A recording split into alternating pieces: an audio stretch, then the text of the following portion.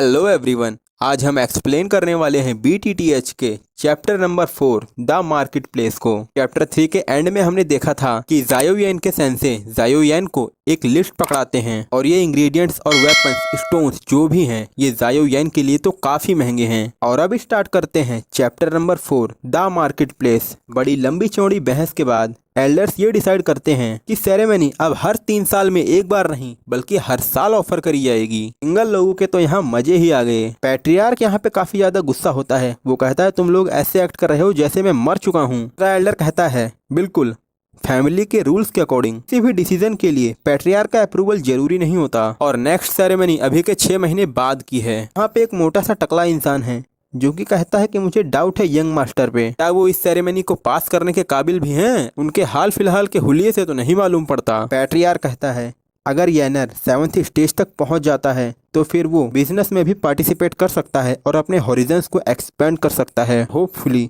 Family का honour भी बन सकता है। लेकिन अगर वो ऐसा नहीं करता तो उसको सेकंड फैमिली बिजनेस में भेज दिया जाएगा। और यही नियम है जिसको एक पैट्रियार्क का बेटा भी खारिज नहीं कर सकता। अब हम मार्केट प्लेस का सीन देखते हैं जहाँ पे ज़ायोयेन और ये लड़की आई होती है और ये लड़की इस लड़के के साथ शॉपिंग के लिए काफी उतावली है। पर ज़ायोयेन तो अपने ही ख्यालों में खोया हुआ है। ये सोचती है आज तो मैंने आउटफिट भी बदला है और इसने अभी तक एक नजर तक नहीं डाली। अब यहाँ पे ज़ायोयेन शायद से कुछ सोचता है। इसको काफी ज्यादा गुस्सा आता है और ये पास्ट सीन्स को याद करता है। ज़ायोयेन कहता है कि मास्टर आप बहुत ज्यादा डिमांड कर रहे हैं। इस लिस्ट में आपने जो भी चीजें लिखी है वो मैं कैसे ला पाऊंगा? Purple leaf, blue grass, bone bleach flower, हद है यार, टायर 1 वुड, मॉन्स्टर कोर, ये सब मैं कहाँ से लाऊंगा? और कहते हैं ये सब तो बस बेसिक इंग्रेडिएंट्स हैं। ज़ायोयेन कहता है पर कोर्स तो काफ़ी ज़्यादा महंगी हैं। मॉन्स्टर कोर्स, एक बार इस पे नज़र डालते हैं कि ये क्या होती है। Monster course pure concentrated natural energy होती है और अपनी एनर्जी को स्टोर करने के लिए खुद मॉन्स्टर्स ही इसे क्रिएट करते हैं। और इन कोर्स का यूज़ इलिक्जर्स और वेपन्स बनाने में किया जाता है। और अगर आप ये सीरीज देखते आ रहे हैं तब तो आपको मालूम ही होगा कि कुछ इलिक्जर तो इतने महंगे होते हैं कि उनसे बड़े बड़े शहर तक को खरीदा जा सकता है। बात करते हैं मॉन्स्टर कोर्स की, जिसकी अपने इंक्रेडिबल पावर्स की वजह से काफी ज्यादा डिमांड रहती है। कहता है देखो बच्चे, अगर तुम्हारे पास पैसे हैं तो तुम इन सबको बड़ी आसानी से खरीद सकते हो। ज़ायोयेन प्रॉब्लम बताता है कि ये सब कम से कम 1000 गोल्ड तक का बजट बैठ रहा है और मेरे पूरे लाइफ टाइम तक की सेविंग सिर्फ 100 गोल्ड तक होगी। ये गॉड उस बच्चे को काफी गरीब बताता है और उसके सामने अपनी तारीफें करने लगता है कि मैं कितना महान और अमीर हूँ। ज़ायोयेन कहता है गुस्से में तुम मुझे कुछ मत दो, बस मुझे मेरा कॉम्बैट QI ही वापस कर दो। गॉड उसको शांत कराता है और कहता है कि काम डाउन, तुम किसी से मनी उधार भी तो ले सकते हो हैं, पर मुझ जैसे को तो कोई चिल्हड़ भी ना दे। अब यहाँ पे दोबारा मार्केट प्लेस का सीन आता है। ये लड़की ज़ायोयेन से बताती है कि ब्रदर ज़ायोयेन, कोई 3 लोग बड़ी देर से हमारा पीछा किए जा रहे हैं और ये बॉडीगार्ड्स हैं जिन्हें देख रेख के लिए भेजा गया है। ज़ायोयेन सोचता है ज़नर में जरूर कुछ कमाल की बात है। यही है जो कि सबसे पहले 9th रैंक तक पहुंच पाई और इतनी आसानी से इसने वेल हिडन गार्ड्स को भी डिटेक्ट कर लिया।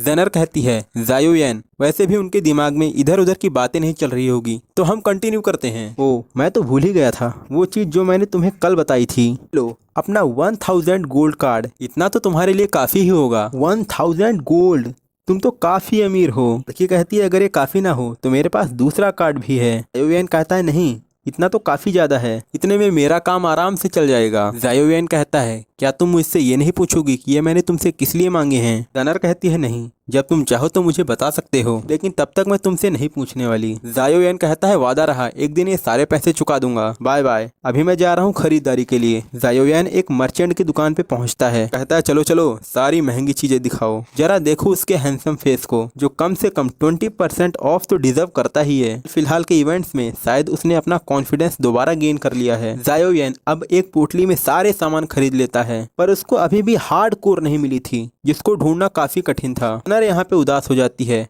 लड़का दोबारा उसे छोड़ के चला गया। ज़नर शॉप में एक हार देखती है, पर वो इस बात से दुखी थी कि ज़ायोयेन उसे शॉपिंग पे तो लाया है पर एक बार भी उस पे ध्यान तक नहीं दे रहा। ज़ायोयेन यहाँ पे जोर जोर से किसी शॉपकीपर से मोल भाव कर रहा था। अनलकीली यहाँ पे ज़ायोयेन को कोई भी कोर नहीं मिलती। अब ज़ायोयेन ज़नर के पीछे जाता है, क्या हुआ, कुछ गलत हुआ है? ज़नर कहती है नहीं, तुम करो जो तुम्हें जो करना है। मैंने कुछ गलत कर दिया, लेकिन मैंने तो अभी तक कुछ किया भी नहीं। इन लड़कियों के दिमाग को समझना नामुमकिन है। आगे चलते चलते जेनर सोचती है उसके लिए कोर काफी ज्यादा इम्पोर्टेंट होगी, मुझे उसकी मदद करनी चाहिए। अचानक से रास्ते में जेनर के सामने एक आदमी गिरता है। यहाँ पे एक घमंडी सा आदमी हमें दिखता है जो कि कहता है यंग मास्टर के रास्ते में आने की तुमने हिम्मत भी कैसे की। ये है जियाली आओ, जियाली फैमिली से, जो कि वुड एंड सिटी में रहती है। यंग मास्टर जियाली, हम पे थोड़ी दया दिखाइए प्लीज। ओह ये क्या, ये तो मिस जनर है। हेलो मिस जनर, आपको याद है जब हम आखिरी बारी मिले थे? जनर कहती है अब तुम्हें क्या चाहिए? ये कहता है मेरी तरफ से छोटा सा तोहफा कबूल करो,